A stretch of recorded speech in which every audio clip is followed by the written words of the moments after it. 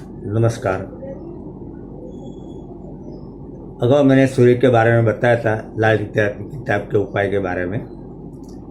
आज मैं चंद्र के बारे में बताने जा रहा हूँ। जिसका भी चंद्र अच्छा हो, घर की शांति, माता सुख, प्रॉपर्टी सुख, मामा का सुख और प्रगति का भी कारक होता है। हर एक घर में चंद्र होता है तो क्या होता है? चंद्र शनि राहु या केतु के साथ में बैठ जाता है तो उसको ग्रहण दोष बोलते हैं। ग्रहण दोष का मतलब है कि इंसान की कुंडली में कितना भी सुख लिखा हो, मगर ग्रहण दोष के उपाय के बिना उसका द्वार खुलता नहीं है। तो उसके लिए घर के सदस्य जितने हो उतना नारियल, पूजा वाला नारियल और बादाम लेके चंद्र ग्रहण के बीच में सर से 7 बार उतार के नदी, नहर या नाले में पधराना चाहिए।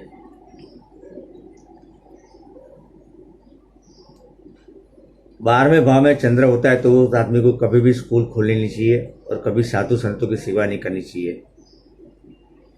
छठे घर में चंद्र होता है तो उसको कभी भी दूध और पानी का दान नहीं करना चाहिए।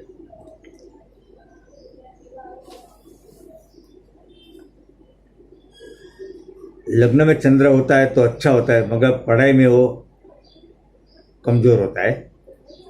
तो चंद्र का सुख लेने के लिए उससे अपनी माता के पास से कोई भी चांदी की वस्तु लेके उसको ग्रहण करनी चाहिए और घर में नौकरानी रखनी नहीं चाहिए। दूसरे भाव में चंद्र होता है तो बहुत ही बढ़िया होता है, उसके नैया कभी डूबने नहीं देगा। और उसको ज़्यादा फल लेने के लिए 43 दिन लगातार छोटे छोटे कन्या को लीले वस्त्रों का दान देना चाहिए, या लीला रुमाल भी बना के लो तो भी चलेगा, ताकि उसका धंधे में प्रॉपर्टी, उसका सुख ज़्यादा मिल सके। घर में मंदिर के अंदर घंटी रखनी चाहिए और बजानी भी नहीं चाहिए, तो परिवार में बहुत दुखदायक रहता है दूसरे को, चंद्र वाले को। तीसरे भाव में चंद्र होता है तो उस आदमी को दूध का धंधा नहीं करना चाहिए और सूर्य का दान अवश्य करना चाहिए, यानी कि गेहूं और गुड़ का दान अवश्य करना चाहिए। चौथे भाव में चंद्र होता है तो घर में शांति रहती है, मगर कोई भी शुभ कार्य करने से पहले एक पानी का घड़ा मिट्टी का भर के पहले घर में रखे, बाद में वो काम शुरू करे तो अवश्य सफल होगा। और बाप दादा का कारोबार होगा वो संभालेगा तो बहुत ही सफलता मिलेगी उसमें। छठे भाव में चंद्र होता है तो आदमी को जवानी उत्तम, बुढ़ापा उत्तम, मित्र भी उत्तम मिलता है। सातवें भाव में चंद्र अकेला लक्ष्मी अवतार कहा गया है, मगर वो गृहस्थी सुख लेने नहीं देता है।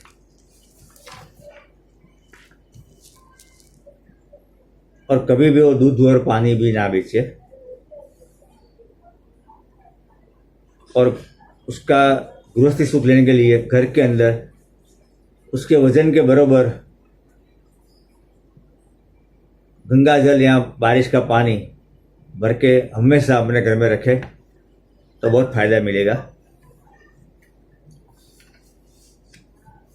आठवें भाव में चंद्र होता है तो बच्चों की तरक्की और बच्चों के सुख के लिए स्मशान के अंदर जो नल या प्याऊ होता है वहाँ से पानी लाके घर में रखना चाहिए तो बहुत बढ़िया रहता है।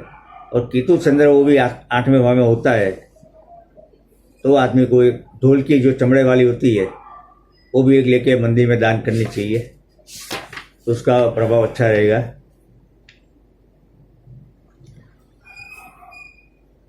नौवें भाव में चंद्र होता है वो आदमी सबसे जुदा और औजारों में एक होता है, तो उसको उसके लिए चंद्रमा की वस्तु यानी कि पानी, चावल वो घर में हमेशा स्थापित रहने दे। 10वें भाव में चंद्र होता है तो उस आदमी को चंद्र की चीज़ साथ में रखनी नहीं चाहिए। और रात को कभी दूध नहीं पीना चाहिए सूर्यास्त के बाद, यानी पीना पड़े तो उसमें कुछ ना उसका कलर बदल, यानी हल्दी है या कोई भी शरबत है डाल के पिए। बाकी अकेला दूध सूर्यास्त के बाद ना पिए कभी भी। 11वें भाव चंद्र होता है वो आदमी बिजनेस में कभी सफल नहीं होता है, और जो पेड़ के नीचे बैठता है वो पेड़ भी गिर जाता है, ऐसा कहा जाता है लाल किताब के अंदर।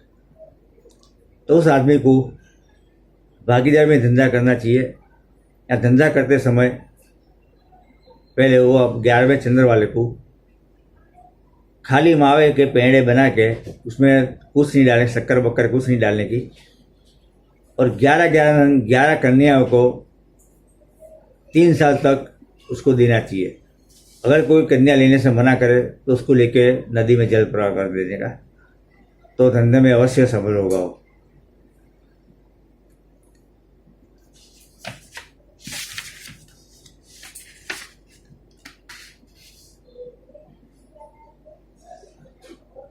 दसवें भाव में चंद्र होता है तो आदमी गुरु का भी उपाय कर सकता है, यानी केसर का तिलक नाभि, जुबान और जीभ पे ऊपर 43 दिन तक लगातार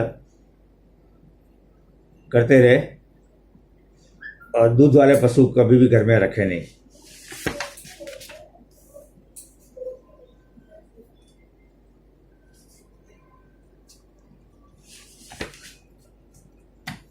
बारहवें भाव में चंद्र होता है तो उससे खास तौर पर हर खुशी के बाद में गम मिलता है। तो उस आदमी को वर्षा का पानी घर में अवश्य कायम रखना चाहिए, और गुरु का उपाय भी करना चाहिए। और कोई भी शुभ कार्य करे, कोई भी कार्य करे तो पानी का एक घूंट पी के करे तो उसको सफलता मिलेगी। शुक्र और चंद्र जब इकट्ठे मिलते हैं तो वो व्यक्ति काम में निपुण होता है, मगर शरीर में कोई भी भाग उसको स्किन की एलर्जी होती है, तो उसके लिए उसको भूत का रंग धारण करना चाहिए, और घर में कुंडों के अंदर पेड़ पौधे लगाना चाहिए, और घर का जो फ्लोरिंग है वो वुडन फ्लोरिंग लगाएंगे तो धंधे में बहुत सफल होंगे। इतनी बात का ध्यान रखें। अगले हफ्ते मैं मंगल के बारे में बताऊंगा। जय माता दी।